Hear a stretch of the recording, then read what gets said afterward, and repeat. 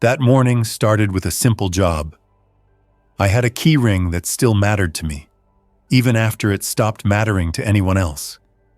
Water treatment building, old chain link gate, padlock I had cut and replaced with my own.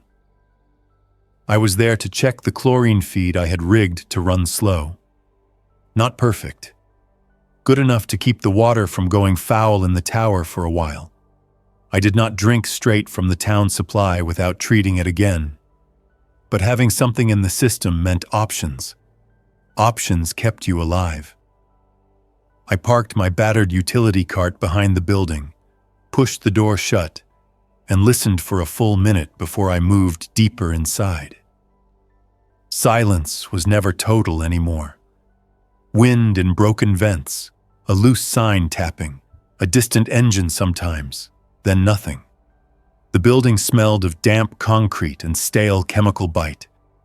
I checked the drums, checked the line, checked the little drip rate I had dialed in with a clamp and a prayer. Then I heard voices outside. Not casual, not two people talking, too many, fast, sharp, feet scuffing on gravel, a shove into the fence. Somebody yelled my name. Not a friendly yell, a hunting yell. I backed away from the doorway and killed my flashlight. The emergency lights had died months ago. I stayed still and watched the thin rectangle under the door. Shadows moved over it. Somebody tried the knob. Somebody hit the door with an open palm, testing. A second hit, harder. I kept my shoulders square and my weight quiet. Rifle held but low. I did not want to fire inside the building. The sound would bounce and carry. Infected were slow in winter, faster in summer, but noise always brought them.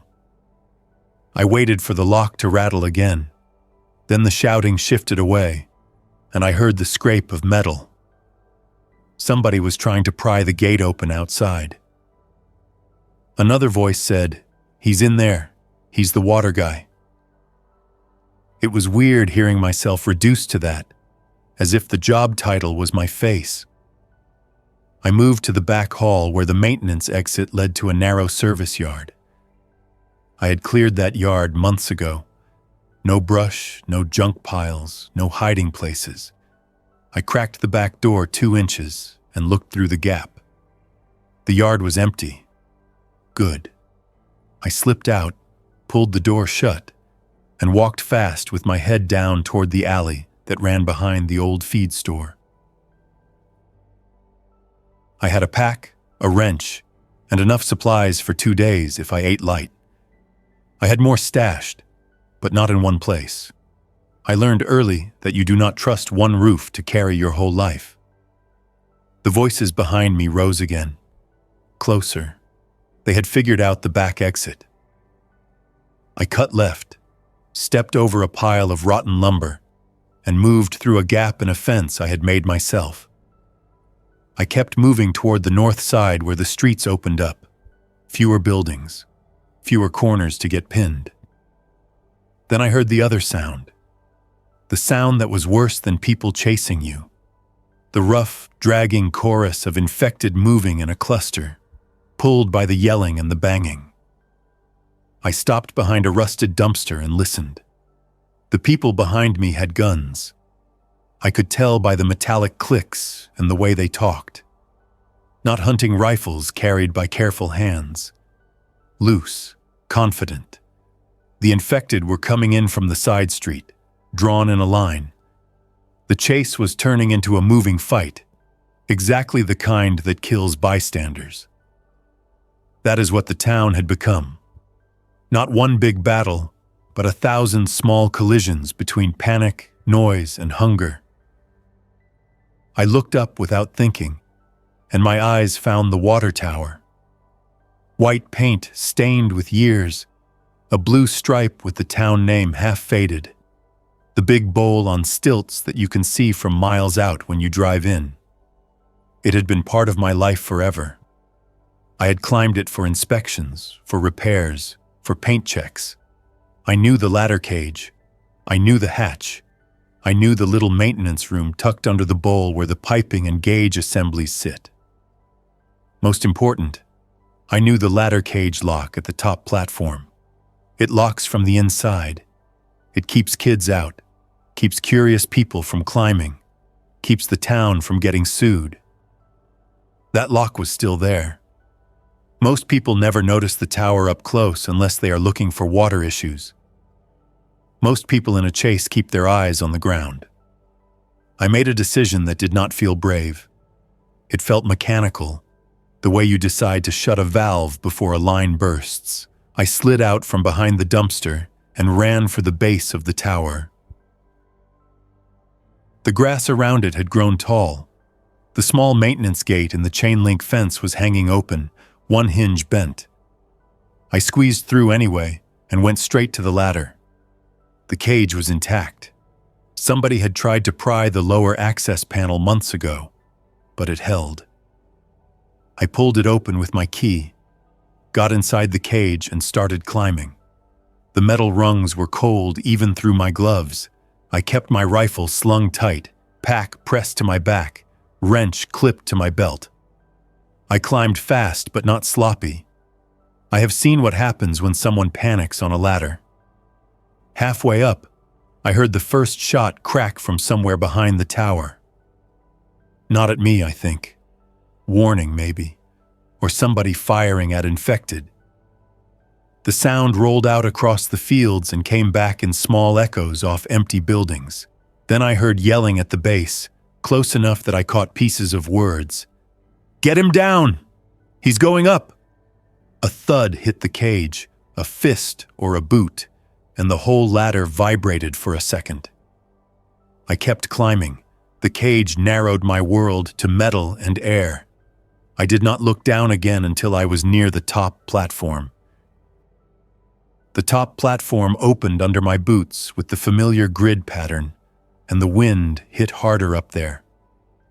It was not a dramatic wind, not a storm wind, just a constant push that never stops. It turns every loose flap into a noise problem. I stepped out of the cage, swung the top gate shut behind me, and snapped the lock. It clicked clean. That small click mattered more than any gun I had ever carried. I crouched, grabbed the inner latch, and tested it twice. Solid. Then I crawled over to the edge of the platform and looked down through the grid. 4 men had reached the base. I knew 2 faces, not friends. Familiar faces from town. One used to work at a tire shop. One was a cousin of a woman who ran the diner. Their eyes were up now, angry, squinting into the sun. One of them lifted his rifle and aimed, but he did not shoot. Not yet.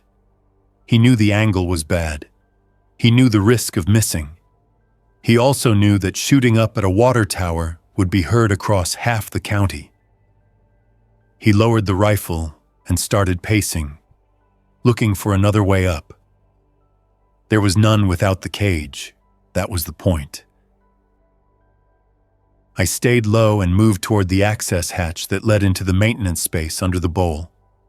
The hatch was a heavy rectangle with a latch that sticks if you do not keep it greased. I had greased it last year. My hands did the job without thought. Latch, lift, push. I slipped into the space and pulled the hatch down above me until it sat closed. Inside, the air was different. Not warm, but less wind. The maintenance room was tight. Metal walls, a small shelf, the piping that fed the distribution lines, the gauge panel that used to get checked once a week. Dust had settled everywhere. A few dead insects lay on the floor, the kind that drift in and cannot find a way out. There was a small vent that used to keep moisture down, but it had stopped working. The smell was old metal and stale air. I sat with my back to the wall and listened.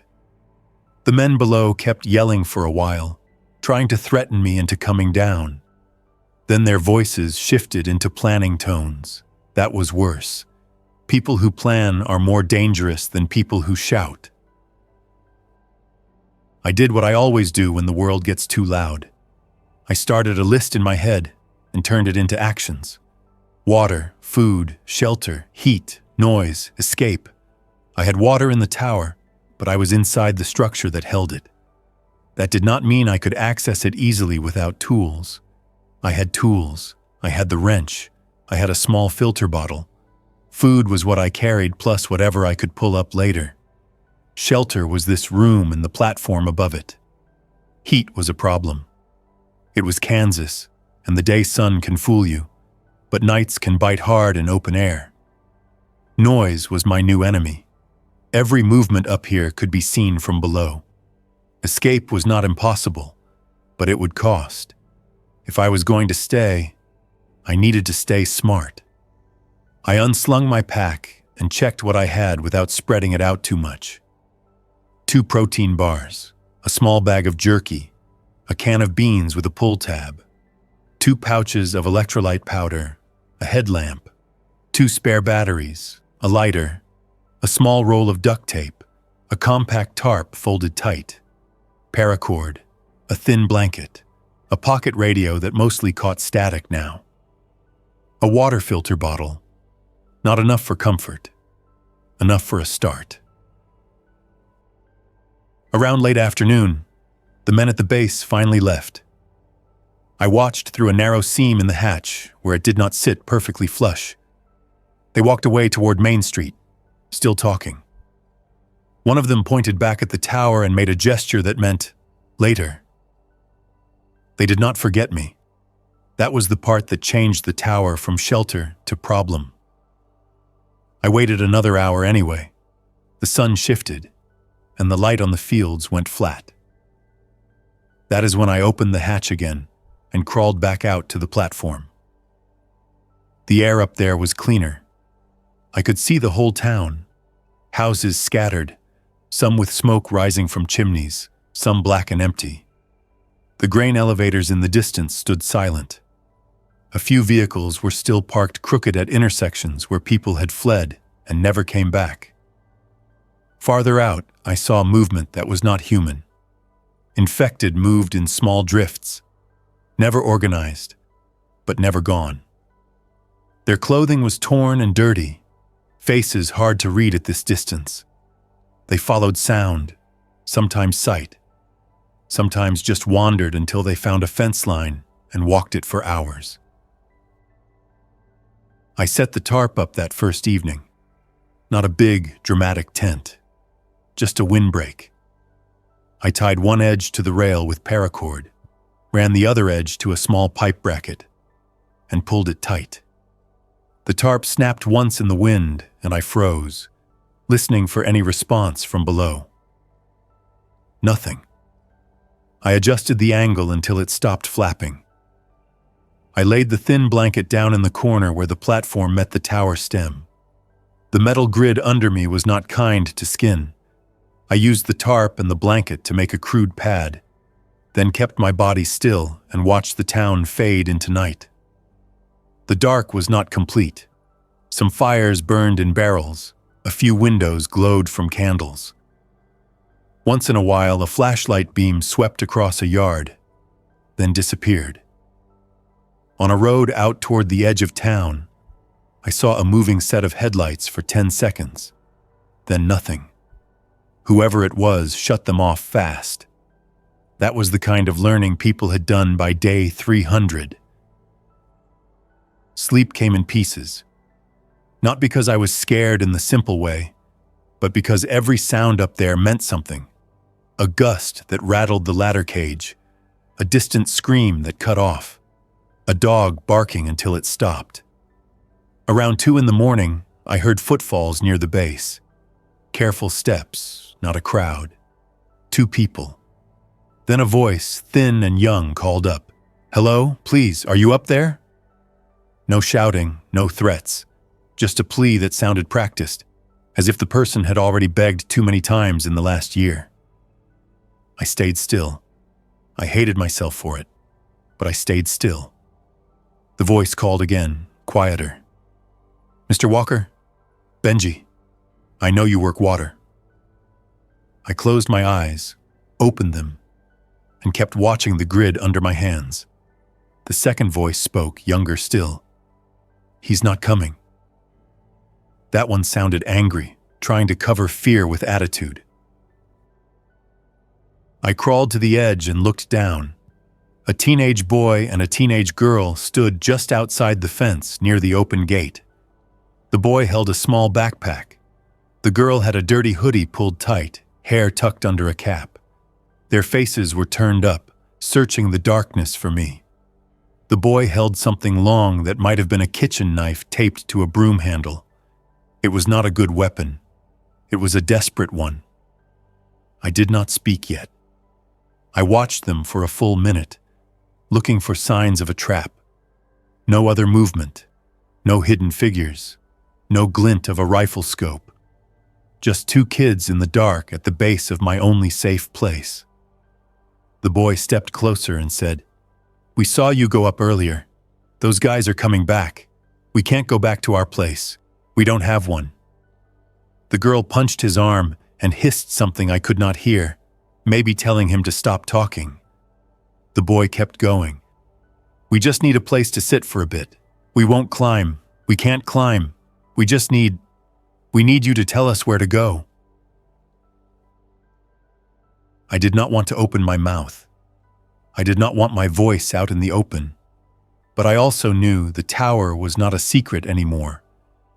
The men who chased me had probably already told others. The kids were here because the tower had become a landmark in a world with no signs that mattered. People orient themselves by what stands tall. I leaned forward until my face was close to the grid and spoke low, hoping the wind would scatter it. "You can't stay there." The girl jerked her head up, eyes wide. The boy looked relieved and terrified at once, and he started talking fast. He gave me names: Mason and Lacey, brother and sister. Their parents gone since last spring. They had been living in an empty duplex and moving when people got too curious. They had heard shooting earlier and ran toward the tower because it was visible from anywhere. They thought maybe I had supplies. They thought maybe I was still the water guy with answers. That was the problem. People remembered old roles and tried to force them into the new world. I told them the truth in plain pieces. "I can't bring you up. The ladder cage is locked. Even if I wanted to, I can't do it safely." Mason's shoulders sagged. Lacey's jaw tightened. I kept going before the silence got dangerous. "You can't camp at the base. Those men will come back. Infected wander through here when noise pulls them. You need to move before first light." Mason asked where. Lacey asked if I had food. I ignored the food question because it would turn into a different conversation. I looked out across the town and picked a direction based on what I could actually see. "Go east. Stay off the main roads. There's a drainage ditch that runs behind the elementary school. Follow it until you hit the tree line. There are farm outbuildings out there, quiet ones. Look for one with a metal roof and no broken doors." I paused, then added the one thing I could offer without exposing my stash. "If you find a hand pump, you can get water. If it smells off, treat it anyway." Mason asked how to treat it. I told him to boil if he could, filter if he had to, and if neither, let it sit and add a tiny amount of bleach if he found any. Not a lecture, just enough to keep him from drinking pond water raw. They stood there, not moving. People do that when they want you to change your mind. Mason finally said, "Can you drop us something? Rope? Anything?" Lacey said nothing, but her eyes stayed locked on the shadow where my face was. I thought about the men from earlier. I thought about how two kids at the base could turn into bait without meaning to. I thought about how if I dropped supplies, I would be training them to return. But I also thought about what it takes for kids to make it to day 300. They were not soft. They were not stupid. They had lasted because they could move and listen. I crawled back to the maintenance hatch, went inside, and dug out my spare paracord. I tied a small bundle with one pouch of electrolyte powder and one protein bar, then tied a nut from the shelf onto the end to give it weight. I lowered it over the edge, hand over hand, keeping it from scraping the tower and making noise. Mason caught it awkwardly, almost dropped it, then hugged it to his chest, as if it was gold. I spoke again. "Do not come back here tomorrow. This place is not safe for people on the ground." Lacey finally answered, voice sharp. "It's not safe anywhere." Then she grabbed Mason's sleeve and pulled him away into the dark. After they left, I did not feel good. I did not feel noble. I felt exposed. I watched the streets until dawn and saw movement twice near the base. Once was a single infected shuffling through the fence opening, bumping into the tower stem, then drifting away. The second was human. A flashlight beam flicked across the ground near the gate, quick, searching, then gone. Whoever it was did not call up. That meant whoever it was already knew I was there. They were checking for signs, counting. That was how groups work. They scout, measure, come back with friends. In the morning, I started the hard work. Staying alive on a water tower is not sitting and watching sunsets. It is problem-solving with no room for mistakes. First, I needed real access to water. The tower held thousands of gallons, but I needed a clean way to draw it without turning the whole system into a leak or contaminating the inside. In the maintenance room, there was a drain line and a sampling tap I used during my job. I found it by feel, wiped dust off it, and tested the valve slowly. At first, nothing. Then a thin stream that turned into a steady trickle. I filled my filter bottle and listened. No hissing, no loud vibration. The tap held. I shut it off after filling one bottle. Water on a tower is safety. Water spilling down the side is a signal. I drank after filtering and did not let myself relax. A good thing can still kill you if you get sloppy about it. Next was food. I could not live off what I carried.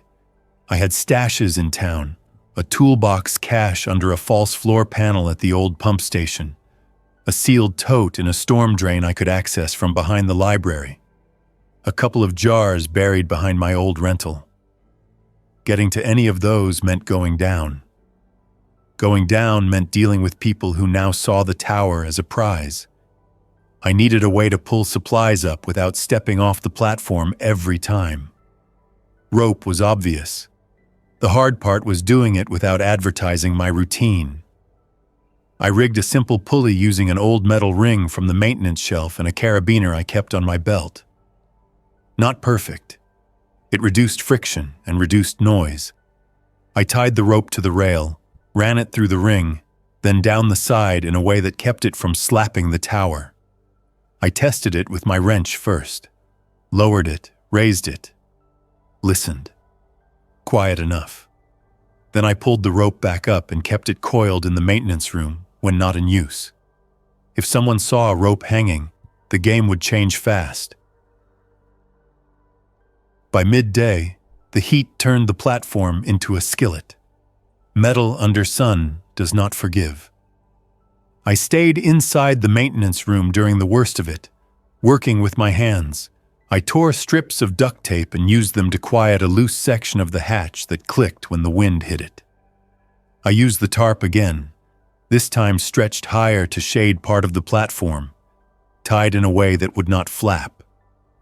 I kept adjusting until the tarp stayed still.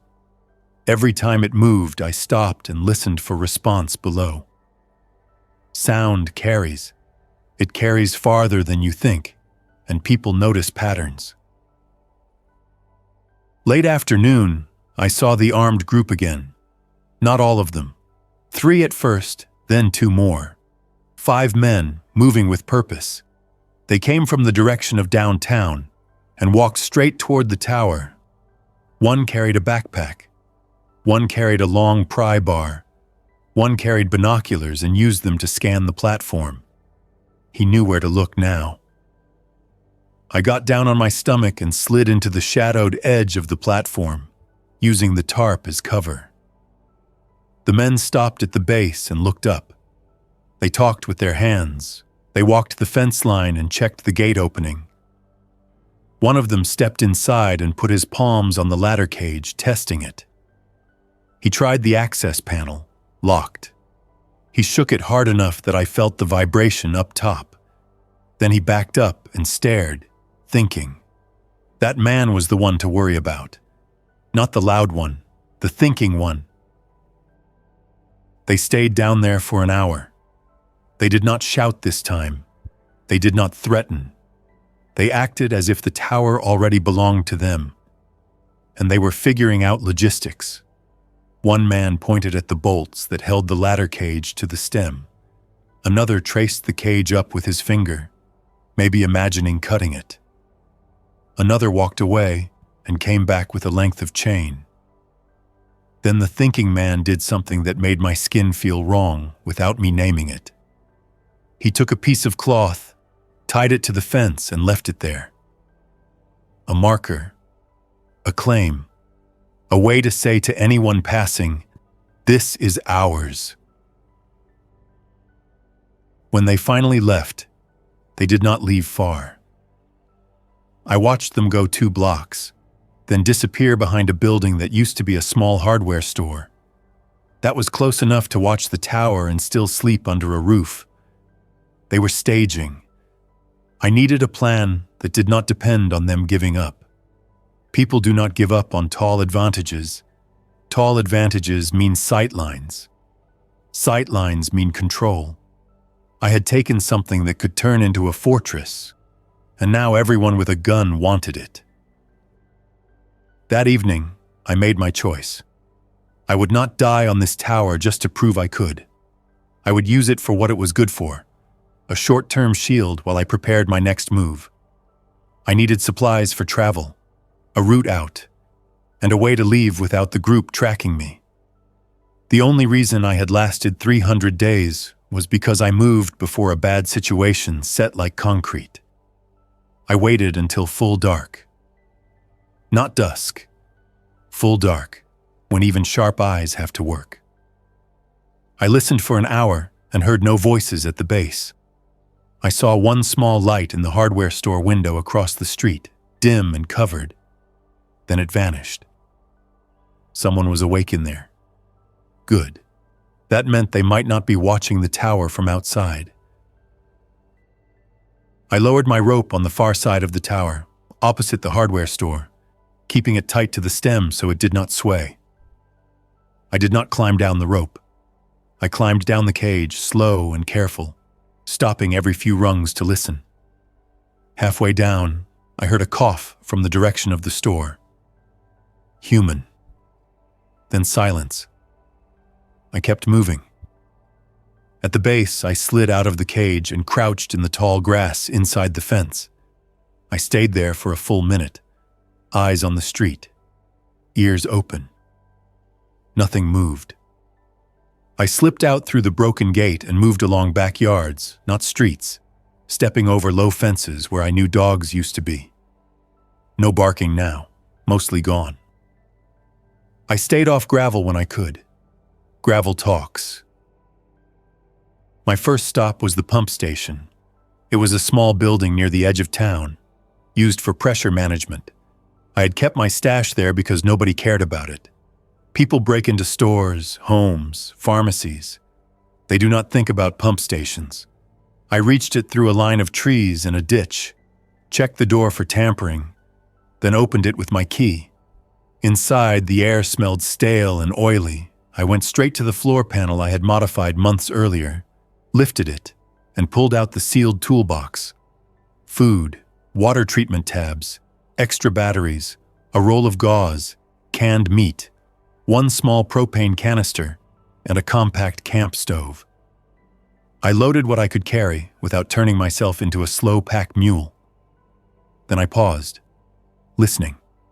Faint footsteps outside. I froze. The footsteps stopped. Then I heard a low voice close to the wall. Not the armed group's voices, younger, 2 people. I shut the panel and slid backward into the shadow behind a pipe rack. The door handle moved, then the door opened. A thin beam of light swept across the floor. Mason stepped inside first, holding his taped spear weapon. Lacey followed, light in hand, jaw tight. They both looked exhausted in the way people look when they have not slept right in weeks. Mason whispered my name, not loud. He knew this was my place. I realized, in one sharp moment, that my small act of charity at the tower had created a thread back to me. They had followed me, or they had guessed, or they had simply gone to the one kind of building a water guy would use. Lacey's light swung and hit my boots. She stiffened and raised the light fast. Mason jerked his weapon up. I lifted my hands, palms open, and spoke first. "Put that down. I'm not here to take from you." Mason's shoulders sagged, and he lowered the spear. Lacey did not lower the light. Her face was hard in a way that did not fit her age. "Those men are coming back," she said. She did not waste words. "We saw them talking about the tower. We heard one say he has bolt cutters." I nodded once. Not agreement, just acknowledgement. Mason stepped closer, voice low. "We went east. We did what you said. We found a shed. It had water, but the pump handle was broken. We fixed it with a wrench we found. Then infected came through the field. Not a lot, but enough. We ran back." He looked around my pump station stash with open hunger, eyes flicking to the cans, the tabs, the stove. Lacey's light stayed on my face. "Are you leaving?" she asked. I should have said no. I should have kept my plan tight and private. But reality does not care about clean plans. 2 kids had walked into my safe room. If I kicked them out, they would either die or get grabbed by the armed group and turned into tools. If I let them stay, my solo survival turned into a 3-person problem with 3-person noise. I made the only choice that fit my code, even if my code was thin and tired by day 300. "I'm leaving tonight," I said. "Not on the road, through fields, to a place where the tower does not matter." Mason exhaled in relief. Lacey's eyes stayed sharp. "You won't take us," she said. Not a question, a challenge. I did not give a speech. I did not promise safety. I told them the truth the way I tell someone a valve is about to fail. If you come, you follow directions. No yelling, no fires unless I say. No running unless I say. You carry your own weight.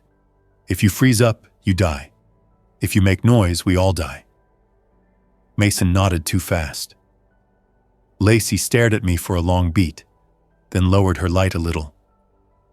"Fine," she said, "but we don't go back to the tower." I almost laughed, but I did not. "Good," I said, "because the tower is about to become a trap." We moved within 10 minutes. I packed my selected supplies into my bag and made Mason carry the stove and some food. Lacey carried the water tabs and batteries. I gave her the duct tape too because she had hands that looked steady. Before we left, I stepped outside the pump station and listened long and slow. The night held steady. No voices nearby, no engine, just insects and wind through weeds. We went out through the back, into the ditch line that ran behind a row of empty houses.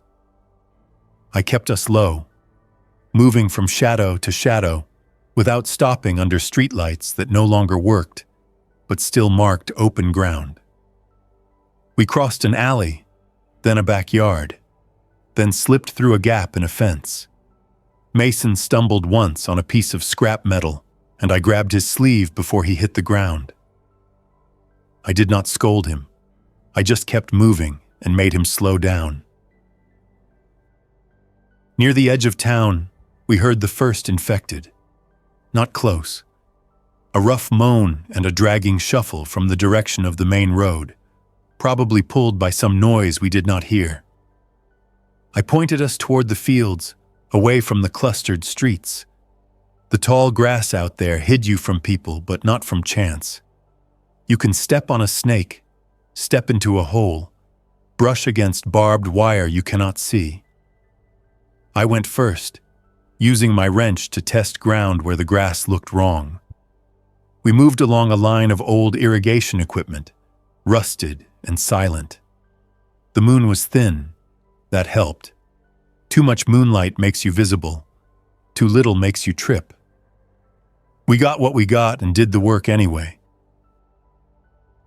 After an hour, we stopped in the shadow of a windbreak line of trees. I crouched, listened, scanned. Mason was breathing through his mouth, trying to stay quiet. Lacey kept looking back toward town, eyes fixed on the water tower silhouette in the distance. The tower stood above everything, even in darkness. It did not feel like my tower anymore. It felt like a signal flare that never burns out. I handed Mason the filter bottle and had him drink slow. I gave Lacey a small sip too, then capped it tight. I did not say, "We are safe." I said, "We are not followed yet." That was the only honest version. We moved again. A mile out, maybe a little more, we reached a farmstead I knew from doing waterline work in the county. A low house, dark, a barn with a metal roof, a small equipment shed. Most important, a concrete storm shelter mound near the side yard. Not a fancy bunker, just a tornado shelter with a steel door. The kind people used to forget existed until the weather radio screamed. I had checked it once during a county outreach event years ago, making sure the latch worked and the vent was clear. That memory came back hard now. I crept up to it, checked for footprints in the dust, checked the door for fresh rust scratches. No sign of recent entry. I put my ear to the metal. Silence. I pulled the latch slowly, ready for anything. The door opened with a low groan that made me pause and listen for distant response. No answering voices, no sudden movement. We slipped inside and pulled it shut. The shelter smelled of dirt and old concrete. It was cramped, but real protection. No windows, no wind, no line of sight for people outside. There were shelves with old canned food that had probably been picked clean years ago. There were a few empty water jugs and a stack of dusty blankets. We sat on the concrete floor for a minute and did not speak. Not an emotional moment. Just the body's need to stop moving before it turns stupid. I took out the headlamp and aimed it down at the floor, not up. Light leaks out of vents if you are careless. I mapped the space with my eyes, found the vent pipe, found the corner where the floor dipped a little, found a rusted bucket that could serve as a toilet if we had to stay. Mason finally whispered, "Are we staying here?"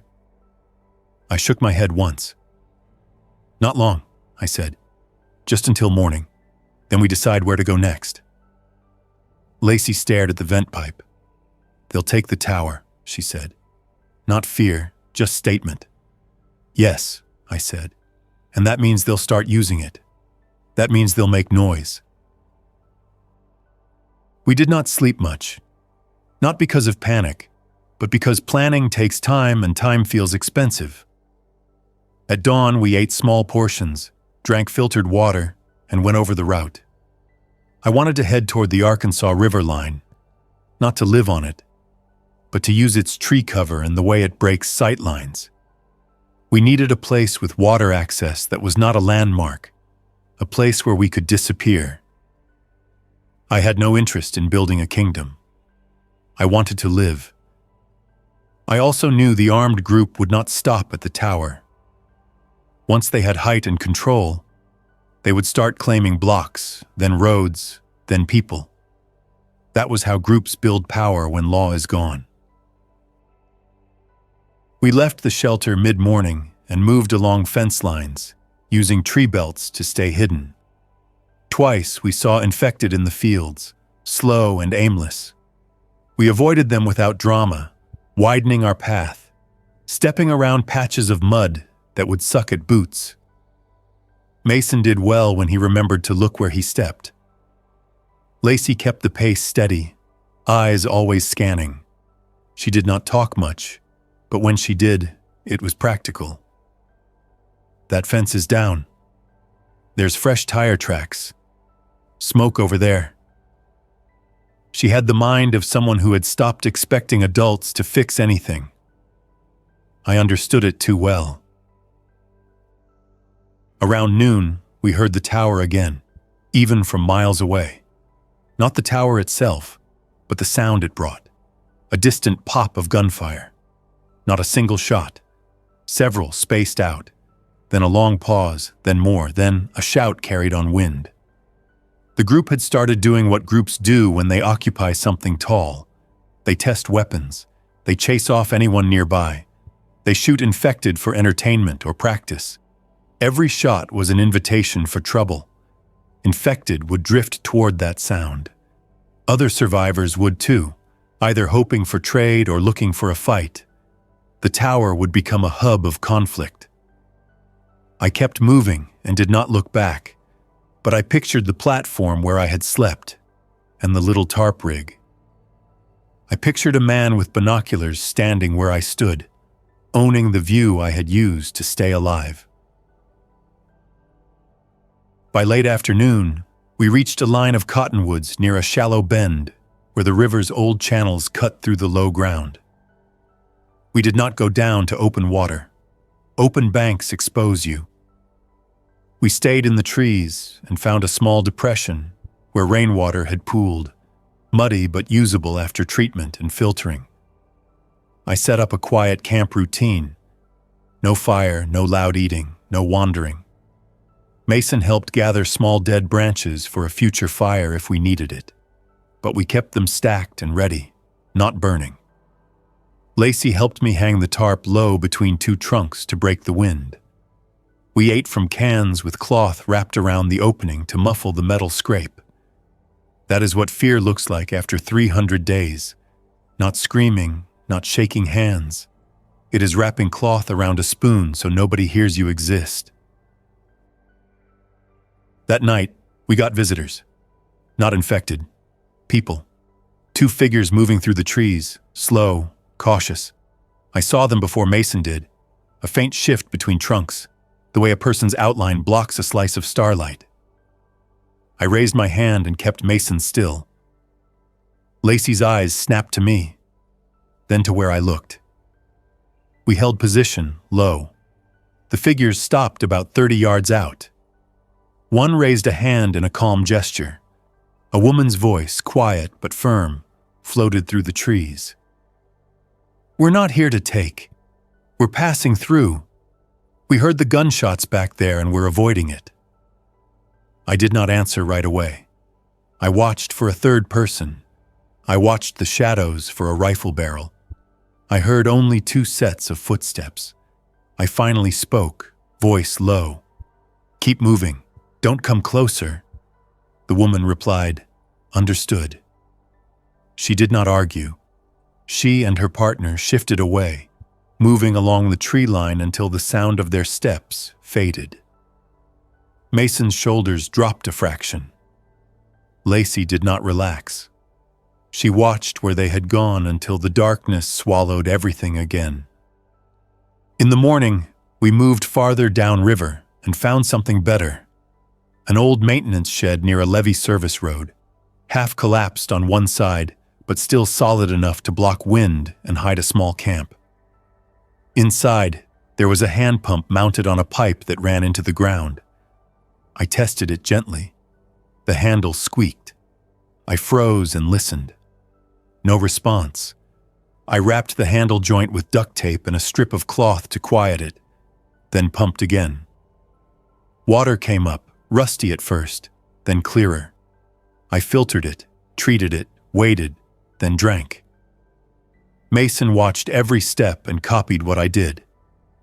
That mattered. Knowledge is weightless, and it feeds you longer than food does. We stayed there for 3 days, not relaxing, working. I reinforced the shed door with a plank and nails I pulled from a broken crate. Mason helped silently, sweating and grimy, learning how to hold the board while I drove nails without banging too hard. Lacey set a simple perimeter with string and small metal scraps hung low, a noise alarm that would warn us if someone walked up at night. We kept our waste away from the shed and downwind. We kept our water containers sealed. We kept our light low. We watched the sky for smoke and listened for distant engines. Twice we heard gunfire in the distance, faint now. Once we heard a vehicle moving fast on a road somewhere, then slowing, then stopping. No horn, no shouting. We did not go investigate. Curiosity kills people faster than infected do. On the 4th day, we saw the result of the tower group's noise. Infected drifted along the levee road in a loose line, drawn from town. Not a herd, not a wall of bodies, but enough that moving in daylight would get complicated. We stayed inside the shed and watched through a gap in the boards. Mason held his spear weapon with white knuckles. Lacey held my spare wrench. I kept my rifle angled down, finger off the trigger, waiting. The infected passed within 20 yards, heads turning, bodies moving in stiff, uneven steps. One stopped and sniffed at the air. Not smart, just sensing. It leaned toward the shed, and I held still. No sudden movements, no metal clink. The string alarm outside did not move, which meant the infected were not close enough to touch it. After a minute that felt too long to count, the infected wandered on. When the last one disappeared behind a rise, I exhaled slowly, and only then realized Mason and Lacey had both been watching my hands, not the infected. They were learning what calm looks like. Calm is just controlled behavior, nothing more. That evening, we talked about the tower without making it a big scene. Mason asked if we would ever go back. I told him no. That place is done, I said. It's a flag now. Lacey asked if the group would come searching for me. I told her the truth. If they think I have value, yes. If they get busy fighting other people, maybe not. But we cannot bet our lives on them getting distracted. She nodded, satisfied with the honesty. Mason looked down at the floor and asked, "What are we now?" He meant it in the simplest sense. Family, group, burden. I did not dress it up. "We're people trying to keep breathing," I said. "We do work, we stay quiet. We do not make ourselves easy." A week later, we had our answer about the tower. A pair of men came down the levee road, carrying rifles, moving with confidence.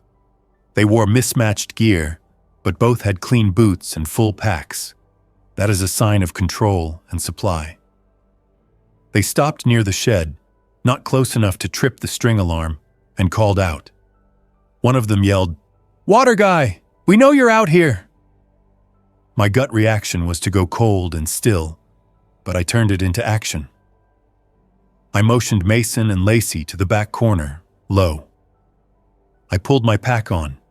I kept my rifle ready, but not raised. The men called again, louder. "Benji Walker, we can work something out." Work something out meant bring your skills under our rule. It also meant they had tracked me, at least this far. We did not answer. We waited until their footsteps shifted closer, then farther, scanning. I watched the string alarm. It stayed still.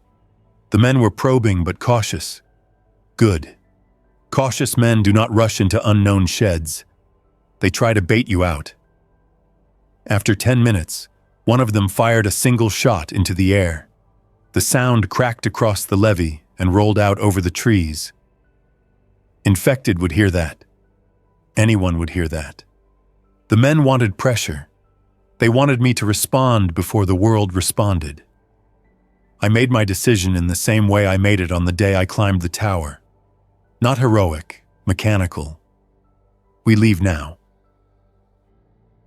I tapped Mason's shoulder once, pointed to the back exit we had quietly created by removing a loose panel on the collapsed side. Lacey went first, sliding through the gap with her pack tight and low. Mason followed, eyes wide but controlled. I went last, checking that we left nothing that screamed our identity. No open cans, no bright tarp visible, no obvious stash. We moved into the trees and stayed low, using the cottonwoods to break line of sight. The men kept calling out behind us, voices rising in annoyance. Then I heard one of them step forward fast and hit the string alarm. The metal scraps clinked once. Not loud, but enough to tell him he had been walking into a planned perimeter. He cursed, not loudly, but enough that I knew he was rattled. I did not smile. A rattled man with a gun is a problem. We kept moving. An hour later, we heard the first infected drifting toward the gunshot. They moaned and shuffled along the levee line. That was not luck. That was consequence, predictable and useful.